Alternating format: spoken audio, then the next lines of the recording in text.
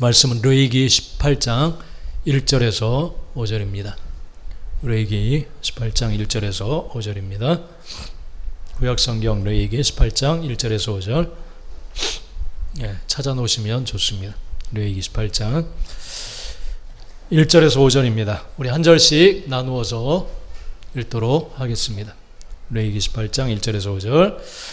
여호와께서 모세에게 말씀하여 이르시되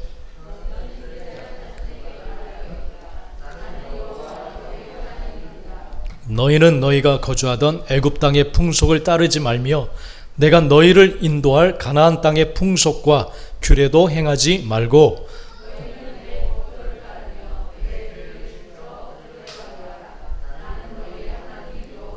같이 읽겠습니다. 너희는 내 규례와 법도를 지키라. 사람이 이를 행하면 그로 말미암아 살리라. 나는 여호와이니라. 아멘. 할렐루야. 나는 너희의 여호와이니라. 오늘 말씀 제목입니다. 같이 한번 읽어봅시다. 시작. 너희는 내 법도를 따르며 내 규례를 지켜 행하라. 할렐루야. 한번 앞뒤자로 인사합시다. 결정하는 것이 믿음입니다. 시작. 결정하는 것이 예배입니다. 시작. 결정하는 것이 예배입니다. 할렐루야.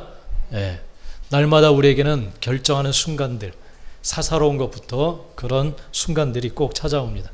그럴 때 우리는 하나님의 뜻이 뭘까, 의도, 하나님의 계획, 뭘 원하실까를 생각하며 정말 결정의 예배를, 결정의 믿음을 드려야 될 줄 믿습니다. 할렐루야. 그와 같은 삶을 통해 하나님의 영광이 임하는 그러한 삶을 다 살아가게 되시기를 간절히 축복합니다. 오늘 말씀은 너희는 내 법도를 따르며 내 규례를 지켜 행하라. 이제 8월 달부터 레위기를 이제 매일 성경이 나옵니다. 자, 모든 성경은 하나님의 감동으로 되었다. 이렇게 말씀을 하세요. 우리를 가르치고 훈계하고 양육하고 바른 길로 가게 하기 위해서 주신 모든 살아계신 하나님의 말씀인 줄 믿습니다. 좀 지루하더라도 읽으세요. 읽을 때 하나님께서 뭐라고 하시는지 분명히 깨닫고 알게 되어질 줄 믿습니다. 자, 그래서 이제 레위기를 우리가 18장부터 이제 살펴보면서 나갑니다. 오늘 말씀을 요약하면 너희는 내 법도를 따르며 내 규례를 지켜 행하라. 그렇게 말씀합니다. 그러면 이로 말미암아 너희가 살리라. 이렇게 말씀합니다. 하나님께서 우리에게 무엇인가를 말씀하실 때는 살게 하시고 복되게 하시기 위해서 명하시는 명령인 줄 믿습니다. 할렐루야. 이게 정말 강력하게 전제가 되어야 돼요. 나를 위해서 하시는 말씀이다. 나를 살리고 싶어 하시는 하나님의 간절함이 이 말씀 속에 담겨 있다. 그렇게 믿어야 될 줄 믿습니다. 할렐루야. 건강하시길 바랍니다. 말씀 속에 건강이 있어요, 여러분. 요즘 뉴스에 보면 가끔 이 길가에 가다가 쓰러져서 이렇게 의식을 잃어버리는 그런 사람들이 있어서 지나가던 사람들이 급하게 심폐소생술을 하고 살리는 그러한 뉴스를 종종 요즘 참 많이 봅니다. 우리 특별히 어른들은 좀 건강 조심을 하셔야 될 것 같아요. 에어컨 있으면 트시고 더위 먹지 않도록 조심하시기 바랍니다. 15년도인가요? 그런 뉴스가 인터넷에서 한번 심폐소생술 찾아보다가 보니까 12살 먹은 초등생 딸이 아빠를 살린 그런 뉴스가 있더라고요. 가족들이 잠을 자다가 새벽녘쯤에 아빠의 호흡이 갑자기 멈췄어요. 그래서 옆에 자고 있던 엄마가 너무너무 놀랐어요. 이 참 얼마나 사랑했는지 자다가 숨 안 쉬는 걸 어떻게 알았을까요? 아니면 막 몸부림치면서 자나? 하여튼 알고 딱 깼어요. 엄마가 깨가지고 어떻게 할지 몰라서 당황해서 막 가슴을 막 내리쳤어요. 일어나라고, 깨라고. 근데 그게 안 되잖아요. 근데 이 소리를 듣고 초등생 12살 딸이 재빠르게 왔어요. 재빨리 와서 엄마 그렇게 하면 안 돼 하면서 엄마를 막 말리고 두 손에 깍지를 끼고 학교에서 배운 것 같아요. 가슴 흉골 밑에 부분을 힘차게 1분에 몇 번 정도죠 이게? 30회? 30회 120 몇 회 아니에요? 몰라. 자, 찾아봐야 돼. 분당 100회에서 120회예요. 분당. 그 정도 속도. 분당 기억하세요? 100에서 120회. 그리고 이게 120회를 더 뛰어넘어서 빠르게 하면 안 된대. 왜냐하면 이게 또 올라와야 된대. 이게 스스로 호흡이 될 수 있도록 올라오는 속도까지 감안해서 100에서 120회 정도 그렇게 해야 된대. 그래서 배운 대로 또 즉각 90도로 해가지고 힘차게 막 눌렀어요. 그리고 30회 한 다음에 뭘 해야 될까요? 저도 찾아봐서 알았어요. 뭘 해야 돼요? 예? 입으로 인공호흡을 해야 된대요. 두 번 30회 그 정도 속도 30회 한 다음에 두 번 정도 인공호흡, 코를 막고 목을 들고 인공호흡을 해줘야 된대. 두 번. 그리고 다시 또 30회 계속. 그래서 애가 배운 대로 그대로 했더니 아빠가 깨어나게 됐어요. 깨어나게 됐어요. 그래서 12살 초등생 딸이 아빠를 살렸다, 그런 뉴스가 나왔어요.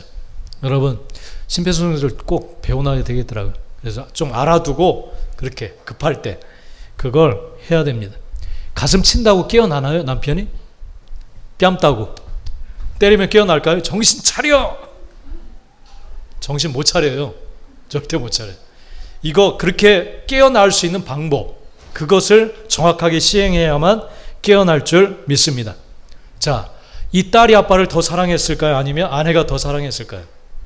사이 좋은 부부라고 이렇게 생각을 하고 누가 더 사랑할까요? 아내가 더 사랑했겠죠. 그죠? 그리고 어떻게든 더 살리고 싶은 마음은 딸보다 더 컸을지 몰라요. 그죠? 사랑하는 마음도 컸고, 그래서 이 남편을 살리기 위해서 아주 너무너무 사랑하는 마음과 좋은 계획과 뜻을 가지고 가슴을 쳤어요. 근데 살릴 수는 없어요. 아무리 사랑하고 좋은 뜻을 가지고 행했다 할지라도 그건 살릴 수가 없는 거예요. 살릴 수 있는 방법대로 해야만 살아날 수 있는 줄 믿습니다. 할렐루야. 우리 믿음 안에서도 좋은 뜻과 좋은 의도로 우리가 무엇인가를 권면하기도 하고 그럴 수 있어요. 근데 그것은 인간적인 방법일 뿐이에요.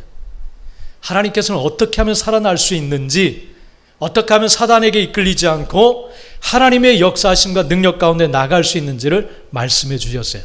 자유케 하라 하면서 배웠죠. 생각과 의도, 감정 멈춰라. 그리고 분별해내라. 이게 사단이 주는 건지 하나님이 주시는 건지. 그리고 분리시켜서 대적하라. 그렇게 말씀했어요. 그죠? 좋은 뜻을 가지고 물론 이야기를 해요. 그 사람을 생각해서. 만약 강도하는 사람들이 동료끼리 내가 쟤를 도와줘야지 좋은 마음으로 강도 짓을 했다 생각해 보세요. 그게 옳은 것인가요? 옳은 것인가요? 옳지 않은 거죠. 그죠? 우리는 언제나 옳은 것을 선택해요. 옳은 것. 좋은 뜻을 선택하는 게 아니라 옳은 것, 바른 것, 하나님이 원하시는 것, 그것을 선택해야 될 줄 믿습니다. 할렐루야. 우리가 가족들을 다 사랑해요. 근데 이 가족을 살리는 길이 인간적인 육적인, 지금까지 사단이 이 땅을 통치하면서 심어놓은 그러한 방법들, 그건 절대 되지 않아요. 하나님께서 어떻게 하면 그 영혼을 살릴 수 있는지, 어떻게 하면 바른 길, 복된 삶으로 나갈 수 있는지를 분명하게 말씀을 하십니다. 말씀하세요. 그 방법을 쫓아서 행할 때 비로소 우리는 복된 삶을 살아갈 수 있게 되는 줄 믿습니다. 할렐루야. 네. 믿으시기 바랍니다. 여러분의 그 완고한 고집스러움을 버려야 돼. 하나님 분명히 어떻게 하면 복된 삶을 살 수 있는지를 분명히 말씀을 하셨어요. 하나님이 우리에게 무엇인가를 요구할 때, 하나님께서 항상 요구하실 때는 조건부라고 말씀했죠. 우리 수련회 생각나시죠? 하나님 무엇인가 복된 것을 약속할 때는 조건이 달렸어요. 조건. 이렇게 행하면 내가 이와 같이 너에게 쌓을 곳이 없도록 붓겠다. 그렇게 말씀을 하세요. 그죠? 할렐루야. 나도 그런 막 어디 쌓아놓을 곳이 없는 복을 누리고 싶다. 그러면 조건을 지켜야 돼요. 조건. 주라. 그리하면 내가 흔들어 넘치도록 하여 너에게 안겨주겠다. 그렇게 말씀하세요. 나도 주세요. 좀 주세요. 꽉꽉 채워주세요. 근데 그 앞에 것을 이행하지 않으면 이루어질 수가 없어요. 주라. 나누어 주어라. 부자 청년에게 내 자산을 가난한 자들에게 다 나눠주고 나에게 와라. 어떻게 하면 영생을 얻을 수 있습니까? 물을 때 그렇게 말씀하셨어요. 이 젊은이는 재물에 꽂혀 있었어요. 마음. 그 재물을 포기할 수가 없었어요. 포기할 수가 없어요. 그래서 예수님 앞에 나왔지만 돌아갔어요. 그냥 근심하며 돌아가요. 근심하며. 여러분, 하나님의 이 간곡한 어떻게든지 너희를 살리고 싶은데 너희는 이것을 행해서 살아라, 이 말씀이 여러분 마음 가운데 심겨지게 되기를 간절히 축복합니다. 할렐루야. 예. 사탄은 항상 그 하나님의 법도와 규례를 지키지 않는 방향으로 자꾸만 끌고 가요. 이건 아담과 하와에게서부터 이미 이 공격이 시작되고 넘어뜨렸어요. 그리고 그 자손들에게도 계속 이어집니다. 가인과 아벨이 아담과 하와가 낳은 두 아들이죠. 두 아들. 네. 그런데 사이가 좋았을까요? 나빴을까요? 네? 아주 안 좋았어요. 나빴어요. 왜냐하면 성향이 달라요. 마음이, 중심이 달라. 그래서 어느 날 가인과 아벨이 아버지 또 아담과 하와의 가르침을 따라서, 아빠 엄마의 가르침을 따라서 죄에 대한 경고를 분명히 했고 그 죄사함 받는 제사에 대해서도 가르쳐 주었어요. 이렇게 해야 된다. 죄를 절대 경계해야 되고 이것을 조심해야 된다. 그러면서 가르쳤어요. 그래서 이 가인과 아벨이 제사를 드렸는데 하나님께서 아벨의 제사만 드린 거예요. 양의 첫 새끼를 하나님 앞에 올려드렸는데 그것만 받고, 가인은 농사하는 사람이기 때문에 곡식을 가지고 제사를 드렸는데 안 받으시는 거예요. 가인의 제사는. 히브리서에서는 아벨은 믿음으로 드렸다고 했어요. 믿음으로. 더 나은 제사를 드렸다고 했어요. 더 나은 제사. 아무튼 하나님 보시기에 흡족한 제사를 아벨이 드렸어요. 그럴 때 가인의 마음에 분노가 일어났어요. 분노. 화가 났어요. 아니, 제사가 제사지 뭘 그걸 누구는 받고 누구는 안 받고 차별을 해? 나보다 나은 게 없어 보이는데 아벨이?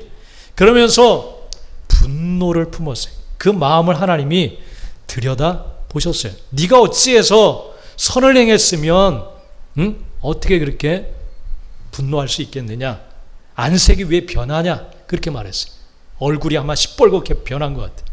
하나님은 다 누구든지 살펴보고 계세요. 여러분들. 할렐루야. 그리고 인자하시게 바른 길로 복된 삶으로 이끌어 가시기를 원하십니다. 그러시면서 하시는 말씀이 있어요. 네가 선을 행했으면 어찌 낫을 들지 못하겠냐? 그렇게 말씀하세요. 그러면서 선을 행하지 아니하면 죄가 문에 엎드려 있다. 그렇게 말씀하세요. 죄가 너의 문에 엎드려져 있다. 발을 쭉 뻗고 아주 편하게 가인의 삶 가운데 중심에 들어가 있다는 거예요. 그 생각, 감정을 받아들이면 죄가 내 문 앞에 엎드려 있다. 아주 그냥 쭉 뻗어서 편하게 가인의 삶 중심 가운데 그를 주장하고 있다는 거예요. 죄가 내 문 앞에 엎드려 있다는 거예요. 그러니까 이미 창세기부터 하나님은 이걸 말씀하세요. 감정과 생각과 모든 의도와 이런 것들, 그걸 틈타서 죄가 그를 사로잡는다. 분명히 말씀하고 있어요. 죄가 너를 원하고 있다. 죄가. 그러니까 이 가인을 통치하는 거예요. 다스리는 거예요. 이런 감정과 생각들이 들어오면 그 사람을 좌지우지하면서 끌고 다니는 거예요. 그런데 하나님께서 말씀하시기를 너는 죄를 다스릴지니라 그렇게 말해요. 그러니까 결국 우리가 그걸 통제할 수 있다는 거예요. 가인이 그걸 통치하라는 의미예요. 다스려라, 통치해라 이거예요. 그 감정과 생각을 통치하라는 거예요. 하나님이 원하시는, 기뻐하시는 선, 그것대로 네 감정과 생각과 그 의도와 모든 것을 너는 다스려야 할지니라 그렇게 말씀하세요. 이미 그 능력을 우리에게 주셨어요. 할렐루야. 그런데 우리가 선택하는 거예요. 그걸. 선택하는 거예요. 욕심에 의해서. 죄가 너를 원하고 있다. 그렇게 말해요. 여러분, 조심하시게 되시기를 간절히 축복합니다.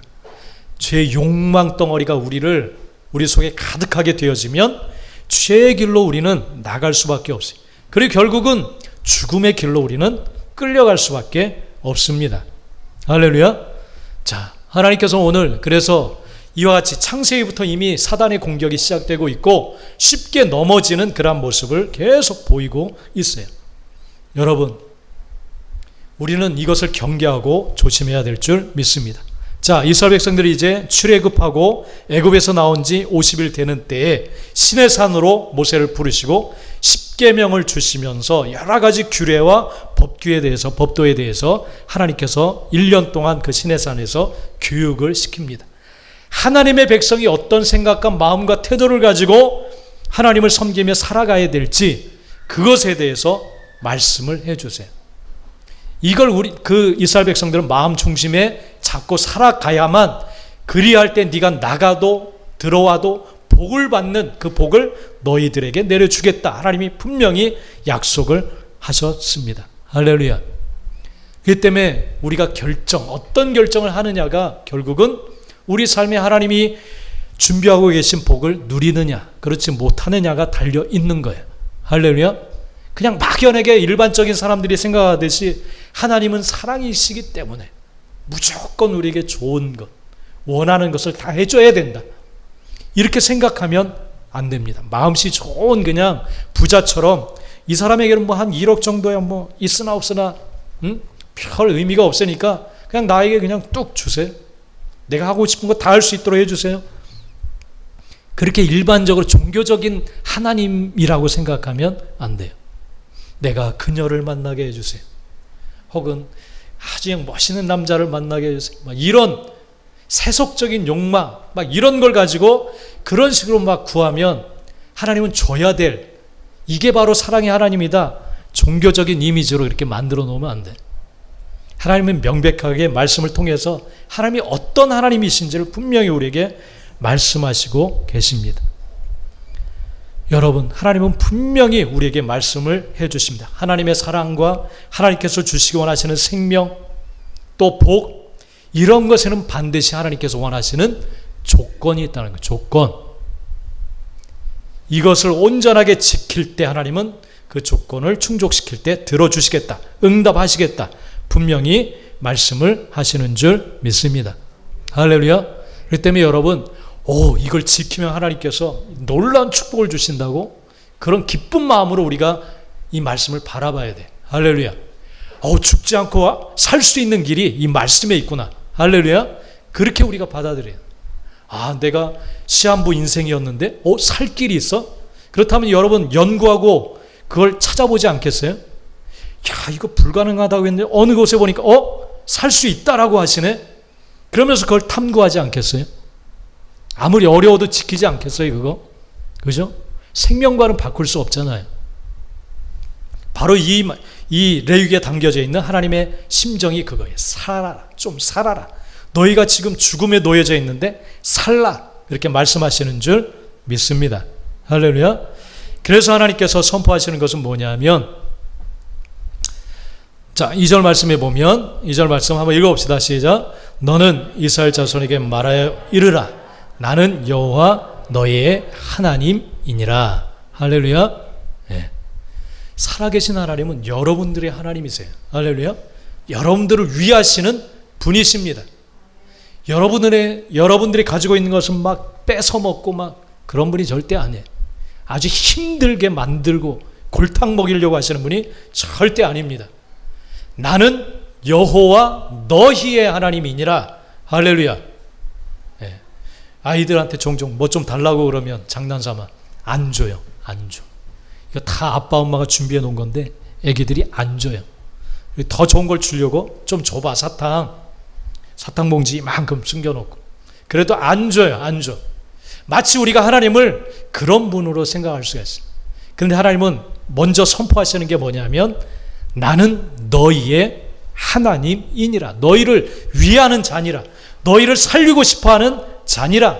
이걸 먼저 확실하게 선포합니다. 선포해요. 여러분, 하나님은 여러분들을 위하시는 분이세요. 믿습니까? 안 믿어지시죠? 믿으시기 바랍니다. 확실해요. 사실이에요. 할렐루야. 그래서 요구하시는 거예요. 그래서. 근데 세상의 이미지, 종교에서 말하는 그 이미지는, 자꾸 뭘 그렇게 살라고 하시는 거 힘들지 않아? 힘들지 않아? 그렇게 사는 것이 무슨 어떤 의미가 있겠냐? 너 속는 거야. 사탄은 자꾸만 이 종교성을 가지고 그렇게 우리를 유혹해요. 여러분, 사진 종종 이렇게 찍다 보면 이런 사진이 있어요. 착시 현상을 이용해서 막 사진 같은 거 많이 찍어요. 그래서 손바닥 위에 사람을 올리기도 하고 막 그런 거죠. 사탄은 항상 이렇게 바라보도록 우리를 만들어요. 야, 한번 눈 뜨고 봐봐. 넌 너무 적고 지금 이 사람, 이 거대한 사람이 너를 밟아버릴 수도 있어. 밟아버릴 수도 있어. 넌 죽을 수도 있어. 눈 뜨고 봐. 그렇게 보이지? 그렇게 자꾸만 하나님의 말씀, 사실적으로 말씀하신 하나님의 말씀을 왜곡되게 만들어요. 그렇게 살면, 그렇게, 주일, 금요일, 또 11조, 또 선교도 가고, 남을 도와주고, 그럼 망할 수밖에 없어. 힘들 수밖에 없어. 다른 애들 봐, 지금. 그 주일날 공부, 학원, 그렇게 해야 성공하지. 그렇게 하면 성공하겠어? 계속 세상을 바라보도록 만들어요. 그러면 우리는 두려운 마음이 들어요. 왜냐하면 육적인 눈앞에는 분명히 골리앗처럼 세상이 엄청나게 크고 정말 말씀대로 살면 우리가 짓밟힐 것 같아. 짓밟힐 것 같아. 죽을 것 같아. 죽을 것 같아. 일이 되지 않을 것 같아. 근데 수련을 통해서 말도 안 되는 일들을 하나님이 일으키시는 것을 봤죠. 우리 아르헨티나에서는 선교사님 아들이었던 프랭코 유찬이라고 하는 형제 만나서 자유케이라 공부하면서 하나님이 하시면 다 된다. 요 구호 하나 가지고 가요. 하나님이시면 다 된다. 그러면서 하나님이 기도하면서 주신 그런 마음을 쫓아서 닭집, 무슨 닭집이라고 했죠? 꽃기호 닭집. 그것을 그 창고, 허름한 창고를 개조해서 이렇게 만들었다고 했어요. 그래서 소스를 개발하고 같이 기도하면서. 그래서 하나님의 지혜로 만들었는데 지금 1년이 지나고 나서 아르헨티나에서 10대 레스토랑 안에 드는 그 레스토랑이 됐다. 이렇게 말씀하셨어요. 코로나 시대에 사람들이 찾지 않는 이 시대에 이건 불가능한 일이죠. 불가능한 일. 안 되는 일이죠. 안 되는 일. 누가? 지금 밑에 어떤 요 앞에 24시 하시는 분이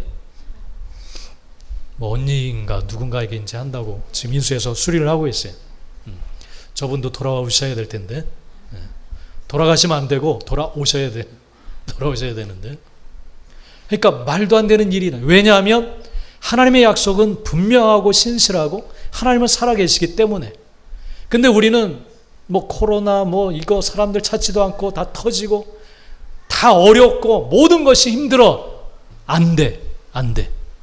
눈을 뜨고 봐도 안 돼요. 분명히 안 돼. 사탄은 항상 그렇게 우리를 유혹합니다. 유혹해. 왜냐하면 눈에 보이는 게 정말이거든요. 그렇게 보이거든요. 근데 이 눈에 띄는 모든 것들을 누가 지으셨어요? 하나님이 지으시고 통치하고 계신 줄 믿습니다. 하나님이시면 되는 거예요. 물 위를 빠지지 않고 걸어갈 수가 있는 거예요. 할렐루야. 안 빠져요. 하나님이 원하시면. 할렐루야. 그런데 하나님께서 선포하시는 이 하나님을 곧대로 받아들이지 못하도록 사탄은 그렇게 우리의 생각과 마음을 빼앗아 간다는 거예요. 그래서 하나님은 나는 너희를 위하는 살아계신 하나님이시다. 그렇게 분명히 말씀을 하십니다. 너희를 해롭게 하려는 그런 하나님이 아니야. 이방 우상들처럼 자녀를 요구해서 너희가 원하는 것 주는 그런 하나님이 절대 아니야. 그렇게 말씀을 하세요. 나는 너희를 위하는 여호와니라. 할렐루야. 앞뒤 잘 한번 인사합시다. 살아계신 하나님이 당신의 하나님이십니다. 시작. 아멘. 믿으시기 바랍니다. 믿음은 지식적인 동의가 아니라 삶으로 그렇게 믿고 가는 거예요. 할렐루야. 행동으로 드러나야 됩니다. 행동으로 드러나야 돼요. 그래서 하나님은 딱 제일 첫 번째 선포하는 게 너희를 위하는 하나님이다. 그렇게 말해요. 이것을 분명히 우리는 기억해야 될 줄 믿습니다. 그러면서 하나님의 법도와 규례를 살아나기 위한 길을 걸어가기 위해서 경계하고 버려야 될 것들이 있다. 그렇게 말씀을 하십니다. 3절 우리 한번 읽어보겠습니다. 3절 시작. 너희는 너희가 거주하던 애굽 땅의 풍속을, 가나안 땅의 풍속과 규례도 행하지 말고. 자, 우리가 버려야 될 태도는 뭐냐면, 너희는 너희가 거주하던, 종살이했던 430년을 살아왔던 애굽 땅의 모든 문화와 그 경제적인 어떤 구조들, 그런 가치관들, 문화들, 이런 교육 시스템 모든 것들을 다 따르지 말아라, 버려라, 그렇게 말씀을 하세요. 430년이면 그냥 자기 나라예요. 자기 나라. 언어도 그러고 습관, 사고방식, 이런 모든 것들이 다 그곳에 젖어 있는 거예요. 그리고 뛰어난 문화예요, 애굽은. 그리고 모든 문화와 모든 것들이 다 발달되어져 있어요. 그런 것이 익숙해 있어요. 근데 하나님께서는 그런 것을 다 이제는 내려놓고 새롭게 하나님이 명하시는, 지금 명하고 있는 법도와 규례를 너희는 너희 것으로 삼고 지켜라, 그렇게 말씀을 하는 거예요. 여러분, 이것을 따르지 말아라. 살아왔던, 우리가 과거에 우리 신앙생활 하기 이전에 혹은 신앙생활 하면서도 자꾸만 세상을 접하니까, 그죠? 그리고 그것이 익숙해져 있고 그것을 통해서 많은 것을 얻었으니까 우리가 쉽게 따라갈 수가 있습니다. 그런데 하나님은 지금 너희에게 법도와 규례를 명하는데, 그런 것들을, 풍속과 문화를 따르지 말아라, 그렇게 말씀을 하시고 있습니다. 사탄은 우리의 감정, 생각, 욕구를 통해서 그 익숙한 것들을 사용해서 자꾸만 우리가 원하는 것들을 채우도록 그렇게 만듭니다. 저 사람 보니까 참 행복하게 사는 것 같아요, 저 모습이. 그래서 나도 비슷하게 그가 살아가는 방식 그대로 흉내를 따라가도록 그렇게 만들어요. 여러분, 이게 익숙한, 살아왔던 그런 방식이에요. 모든 사람들이 살아가는 방식. 그래서 그 경험을 통해서 이렇게 했더니 성공하고, 이렇게 했더니 좀 뭔가 행복한 모습이 되는 것 같더라 하면서 지금 엄청난 많은 지식들, 이런 것들이 많이 쏟아오죠. 애굽도 그랬어요. 애굽이라고 하는 강력한 나라를 그런 식으로 세워온 거예요. 근데 하나님께서는 430년 동안 익숙해져 있는 먹고 마시고 생활하고 교육하고 이런 모든 것들을 따르지 말아라, 그렇게 말씀하세요. 따르지 말아라.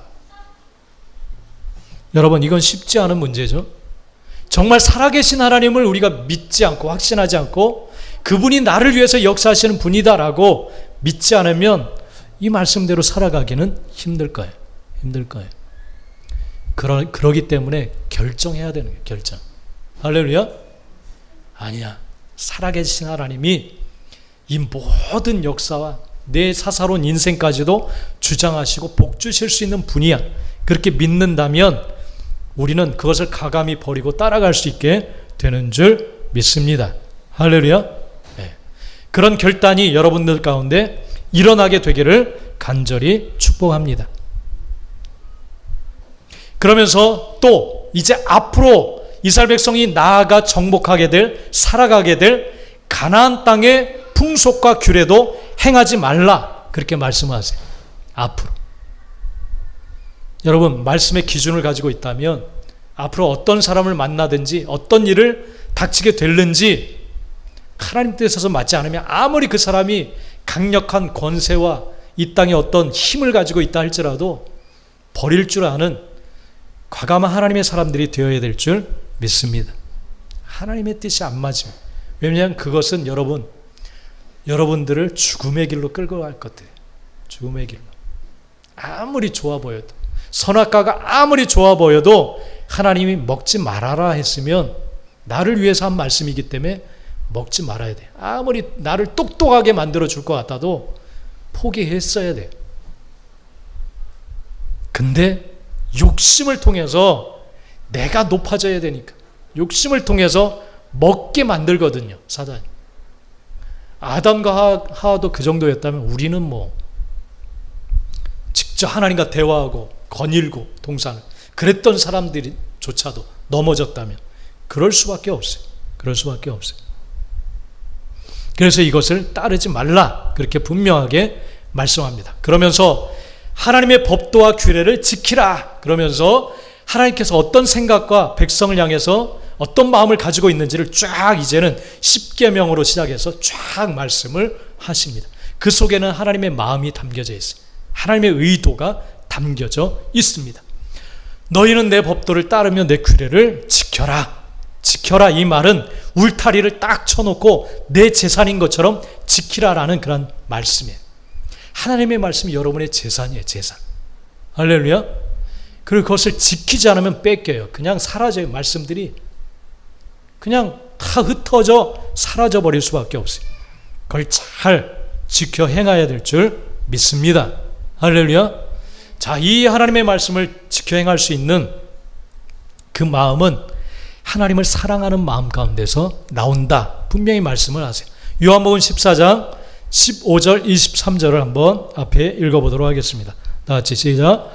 너희가 나를 사랑하면 나의 계명을 지키리라. 예수께서 대답하여 이르시되 사람이 나를 사랑하면 내 말을 지키리니 내 아버지께서 그를 사랑하실 것이요 우리가 그에게 가서 거처를 그와 함께 하리라. 사랑하면 하나님 말씀을 들어요. 할렐루야. 왜 사람들이 하나님의 말씀대로 살지 못하느냐 하면 결국은 사랑 문제, 사랑. 얼마나 사랑하느냐가 그 말씀을 지키느냐 안 지키느냐의 판가름 나는 마음입니다. 할렐루야. 뭐 부부가 서로 사랑하면 사소한 말 하나도 기억해 놔요. 기억해 놓고 그걸 행해 줍니다. 해줘요. 뭐 먹고 싶다고 했지? 응? 이거 먹고 싶다고 했는데 교회 목사님 항상 그런 글이 있었던 것 같은데 내가 맛있으면 먹여주고 싶다. 그 말이 따뜻하더라고. 나에게도 먹여줬으면 좋겠네. 하는 마음이 잘 먹여줘요. 근데 먹여줘.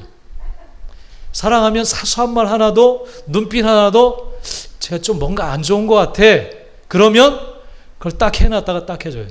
센스라고 해요. 센스. 사랑하면 센스가 나와요. 센스가. 그죠? 센스가 있어요. 사랑의 문제.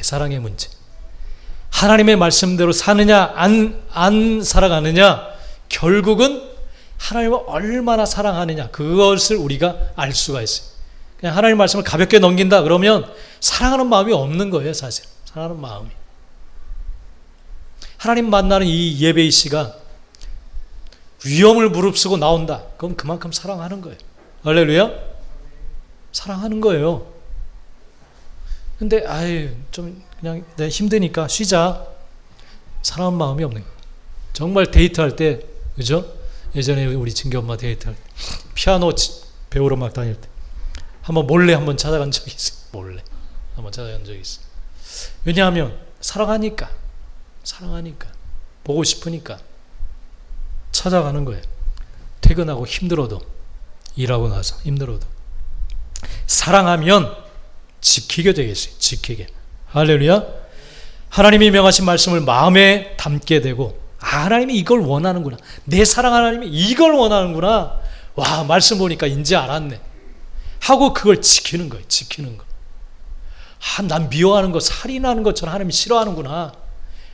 형제에 대해서 막 바보라고 막 말하고 이러는 거 정말 싫어하는구나. 이거 그럼 버려야지. 남편한테도 그런 말을 막 했었는데 아이고 하나님 내가 너무 싸가지가 없었네요. 자, 하나님 자녀가 그러면 안 되겠네요. 버리는 거죠. 점점 버리는, 분별해서 버리고. 여러분, 하나님께서는 분명히 말씀하십니다. 너희가 나를 사랑하면 내 말을 지킬 것이다. 사랑하게 되기를 간절히 축복합니다.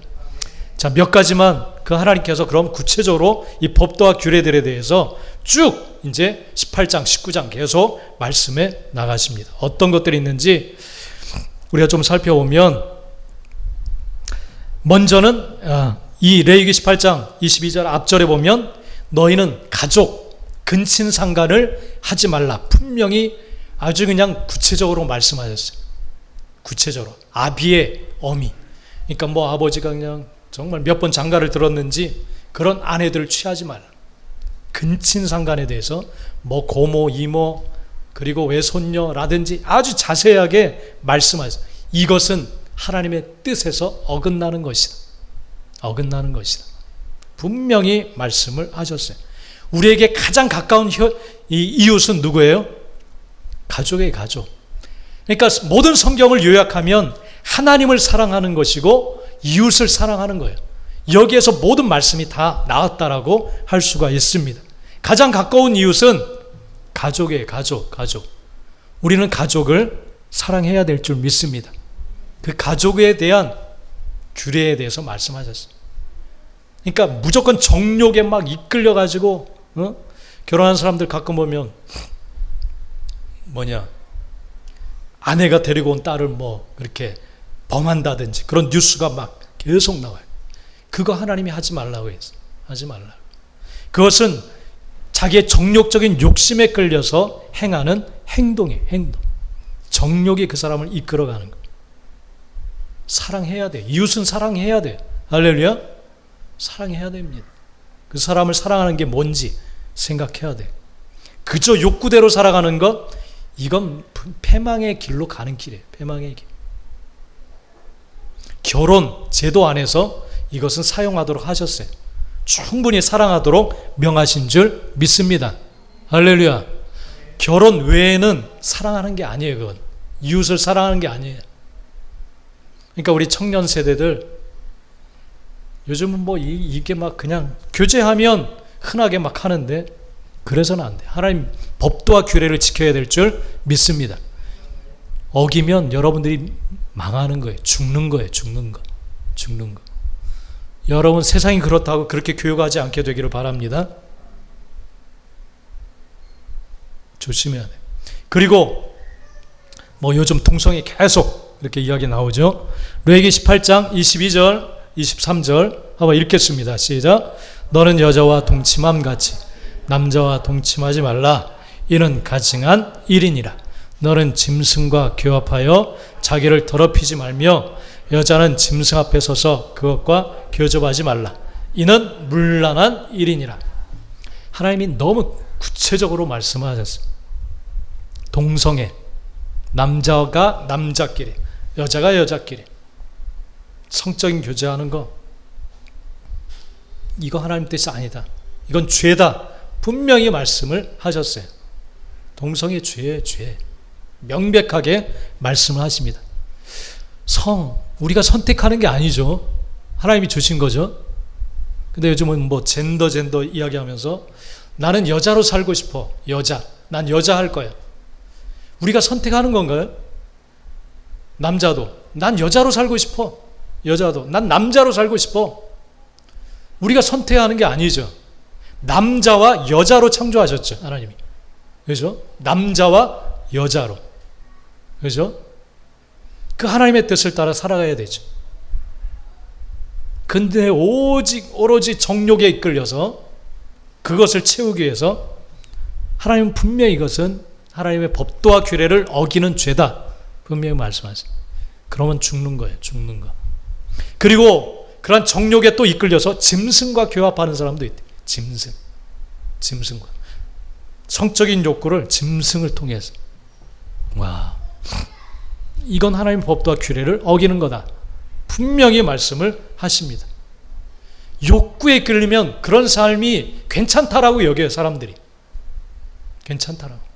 뭐 결혼 제도를 벗어나서 그건 뭐 너무 괜찮은 일이고 사람들이 생각하기를 이게 막 계속 정욕적으로 나가다 보면 이런 것들을 통해서 막 욕구를 충족하려고 하는 모습이 있다는 거예요. 하나님이 너무 구체적으로 말씀하세요. 하나님이 우리를 너무 사람을 잘 알기 때문에 딱 말씀을 하시는 거예요. 딱 말씀을 하시는 거예요.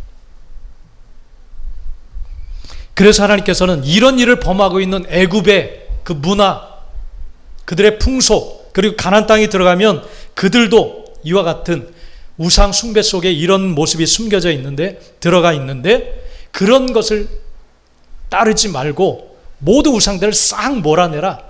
그렇게 말씀을 하시는 거예요. 말씀을 하시는 거예요.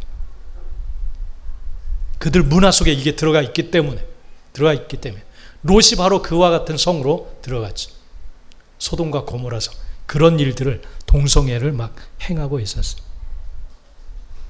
그래서 하나님께서는 그들을 본받지 말고 싹 모든 이방인들을 다 몰아내라. 그들의 삶의 구석구석에 이런 것들이 다 들어가 있기 때문에 너희는 그들을 다 본받지 말고 몰아내라. 아무리 좋아 보여도 싹 몰아내고 너에게 명하는 법도와 규례를 지켜 행하라. 그렇게 말씀을 하십니다. 왜냐하면 그들이 아무리 발달된 문화를 가졌다 할지라도 그건 죽이는 일이기 때문에 그래요. 죽이는 일. 여러분, 여러분의 삶 속에 살펴보셔서 이러한 것들이 있다면 다 몰아내야 될 줄 믿습니다. 할렐루야. 그래서 또 하나님께서 명하시는 것은 하나님 외에 다른 것에 복을 구하는 그 종교성을 몰아내야 된다. 그렇게 또 말씀하세요. 레위기 19장 4절 읽어봅시다. 시작. 너희는 헛된 것들에게로 향하지 말며 너희를 위하여 신상들을 부어 만들지 말라. 나는 너희의 하나님 여호와니라. 그렇게 말씀하세요. 이것만 갖고 있으면 내가 꼭 복을 받고 잘 살 수 있을 것 같아. 내가 이것만 내 삶 가운데 가지고 들어오면 너무 잘 될 것 같아. 그래서 우상, 내 삶을 복되고 행복하게 만들어줄 것 같은 꼭 눈에 띄는 우상뿐 아니라 그러한 사람들, 그러한 어떤 사람들이 가지고 있는 조직, 모임, 단체 막 그런 것들을 가지고 들어와요. 예전에 내가 알바할 때 보니까 어떤 체육관 목재로 이렇게 뭐 무대도 꾸미고 그런 일을 좀 알바를 했었는데 어느 날 가다 보니까 라이온스 클럽인가 막 그런 모임이 있더라고요. 무슨 막 좀 모자도 뭐 희한한 거 쓰고 번쩍번쩍 휘장 같은 거 뭐 딱 하고 아주 그냥 엘리트 그리고 잘 사는 부유한 그런 거물급의 사람들이 모이는 그런 모임 같아요. 그런 모임을 하고 있더라고요. 사람들이 선망하는 뭐 그런 모임인 것 같아요. 거기서 뭐 거래할 수 있는 사람도 만나고 인맥을 쌓고 그러는 것 같아요. 근데 그 모임이 우상 막 숭배하는 모습처럼 그때는 막 보이더라고요. 그래서 소름이 끼쳤죠. 소름이. 여러분, 나를 행복하게 만들어줄 것처럼 보여지는 헛된 것들을 경배하고 추구하고자 하는 그 마음, 이 종교성, 너희는 그것들에게로 향하지 말고 부어 만들지 말아라. 그렇게 말씀을 하십니다. 이게 하나님께서 원하시는 우리 삶의 태도예요. 여러분, 무엇 때문에 분주하세요? 이 땅에서 행복하게 살기 원하는 그 목적지가 어디를 향하고 있는지 분명히 보아야 될 줄 믿습니다. 하나님만이 복이세요. 여러분의 복이십니다. 할렐루야. 다른 곳으로 눈을 돌리지 않게 되기를 축복합니다. 여러분을 망하게 하는 거예요. 그게 하나님을 멀리하도록 만드는 거예요. 그걸 만들지 마세요. 여러분, 만들지 마세요. 하나님이 여러분을 위한 하나님이 여러분 곁에 계시는 줄 믿습니다. 아멘. 그리고 하나님께서는 이웃을 사랑하라 그렇게 말씀했어요. 레위기 19장 9절 10절을 우리 한번 읽어봅시다. 시작. 너희가 너희의 땅에서 곡식을 거둘 때 너는 밭 모퉁이까지 다 거두지 말고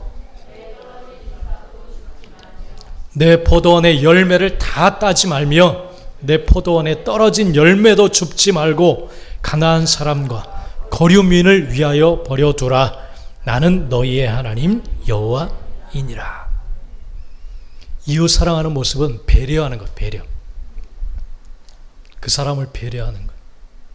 자, 곡식을 거두는데 내가 땀 흘려서 내가 씨를 심고 노력해서 이루어낸 내 소출이에요.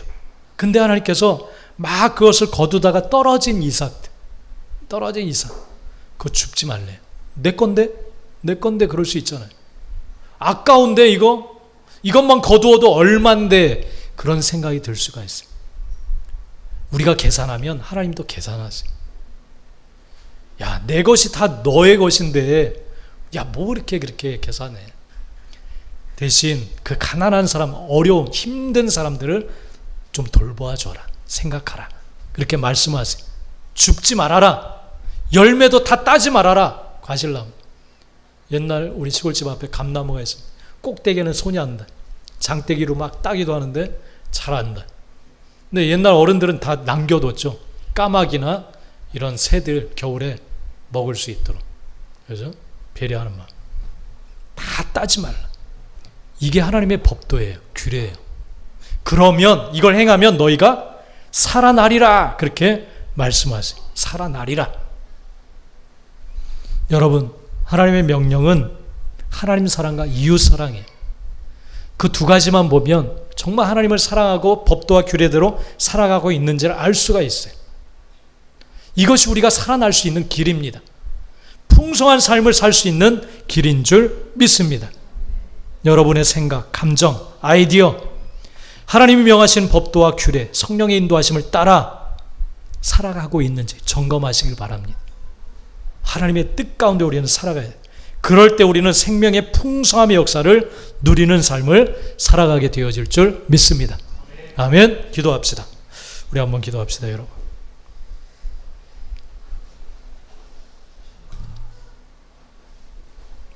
하나님께서 분명히 말씀하십니다. 말씀을 통해서 왜 간절하게 우리에게 계속 말씀을 왜 하실까요? 그것은 이를 행하면 너희가 그로 말미암아 살리라. 난 너희를 살리고 싶다. 정말 살리고 싶다. 점점 죽어가고 있는, 모든 걸 잃어가고 있는 너희들을 정말 행복하게, 복되게 살아날 수 있는 길로 이끌고 싶다.